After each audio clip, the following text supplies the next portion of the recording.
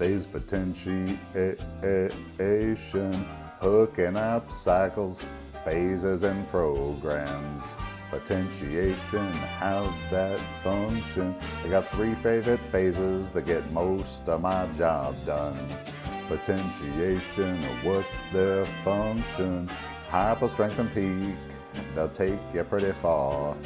Hypertrophy, that's for building muscles, and it comes first. Strength, that's next to improve force production. And then there's peak, peaking, when you got a meet to be ready for. Hyper, strength, and peak, they'll take you pretty far. The phase potentiation. Hey everybody, what's up? Chad Wesley Smith here for Juggernaut Training Systems, and today I'm going to be continuing our series on the scientific principles of strength training with principle number 6, phase potentiation. That's kind of got a nice ring to it, like it could be in like an old schoolhouse rock type of song or something, maybe, I don't know. But phase potentiation, principle number 6, is about creating a sequence of training phases where one phase increases the potential of the next phase, and you stack those on top of each other to build the highest peak possible at your meet. So this logical sequence is going to allow for one phase to improve your performance in the next phase. Phase potentiation is also about increasing your long-term potential. You know, if you told me that you had a meet in 1 month, there's not going to be a phasic structure to this next month. But as we look at, full training cycles, 12, 16, 20 weeks into a powerlifting meet, and then stacking training cycle after training cycle after training cycle, then phase potentiation is going to be that little bit of difference between, a very good program and the best program that you can do.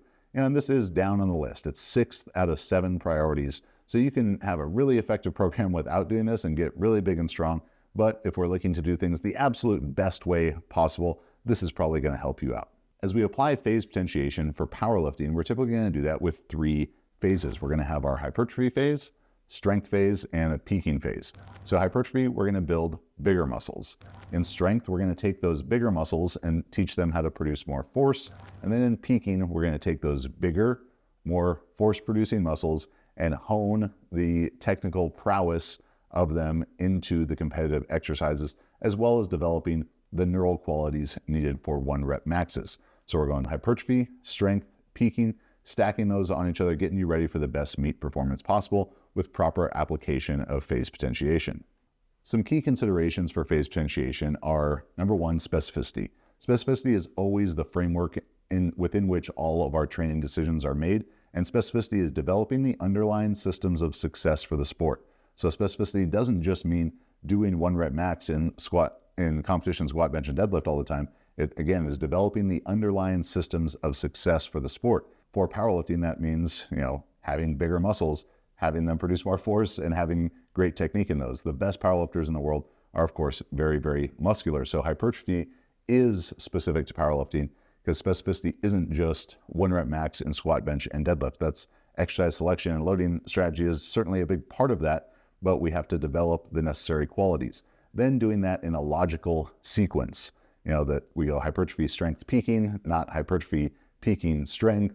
As we get ready for a meet, we want to be moving from, slightly more general to more specific as we go, and using hypertrophy to potentiate our strength potential because a bigger muscle has more potential to produce more force, and then taking the bigger and more force producing muscle and developing the neural qualities needed to produce a lot of force with that through a powerful nervous system, as well as the technical precision and prowess of 1-rep maxes. It's also important to consider adaptive decay. So you may have heard me talk a lot about adaptive resistance, avoiding adaptive resistance, that the longer you do the same thing, the less effective it becomes. So that's another reason why we use phase potentiation, because if you're just always doing the same thing all the time, your body's going to acclimate to that, and you need to give it novel stimulus to continue driving new adaptations. But adaptive decay is going to be a common criticism of a phasic structure or a linear powerlifting structure that you'll hear people make, particularly like guys who like conjugate training a lot. They're going to say, oh, you're always moving away from the last thing that you developed.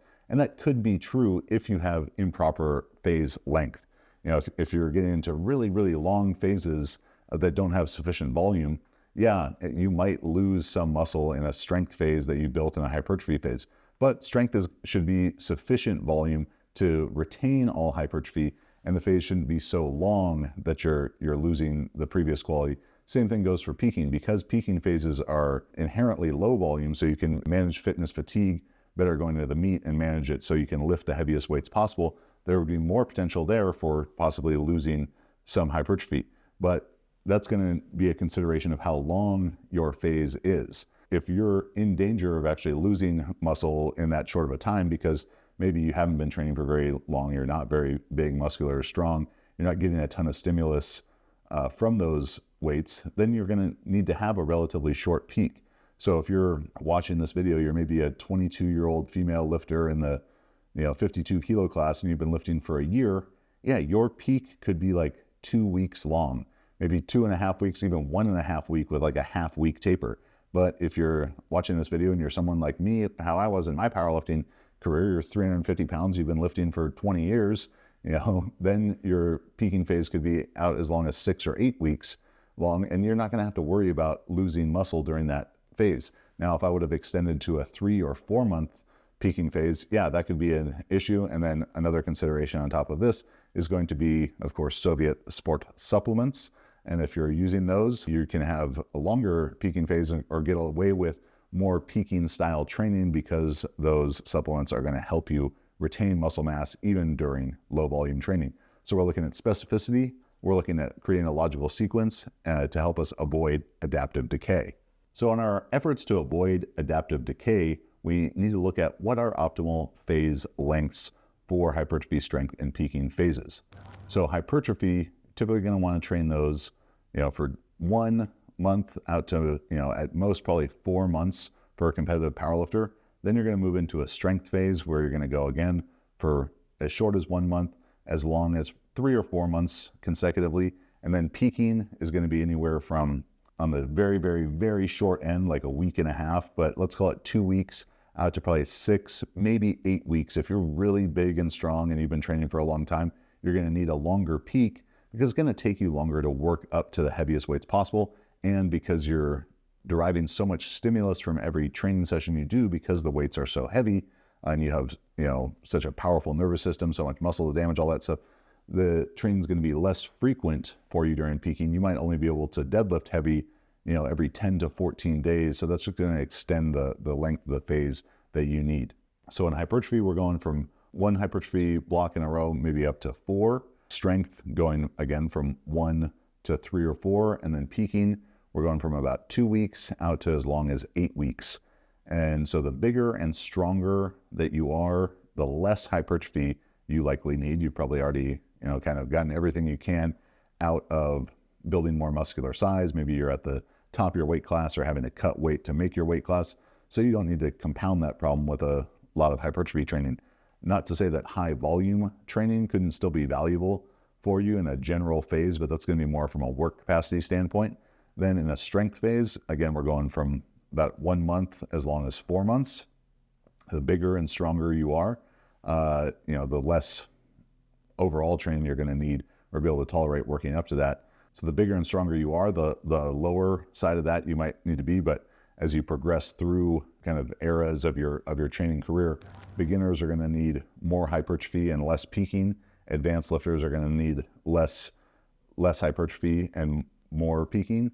And then the strength phase in the middle is going to depend on a couple things. It's going to depend on how you respond to that type of training, how your body feels from doing, more of those sets of 3 to 6 reps, your joints and tendons and everything respond to that. And then of course your competition calendar as well. If you've got 12 weeks to a meet, it's going to change the consideration about how much you need of each phase compared to if you have, 6 months to a meet. So if we're looking at 6 months of training, let's call it 6 4-week blocks.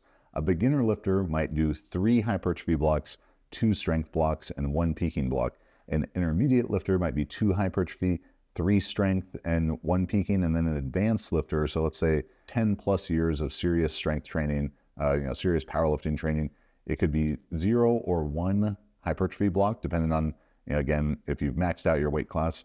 That 1 hypertrophy block might not even be true hypertrophy. It might be more just general training to help you stay healthy and to build work capacity, something like a bridge block in the Juggernaut AI app.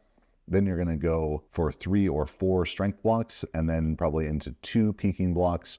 So up to 8 weeks of peaking, or, if you're more maybe a middle weight class lifter, 90 kilos type of person, that could be, more of a 5 or 6 week peaking block. But beginner, more hypertrophy; advanced, more peaking.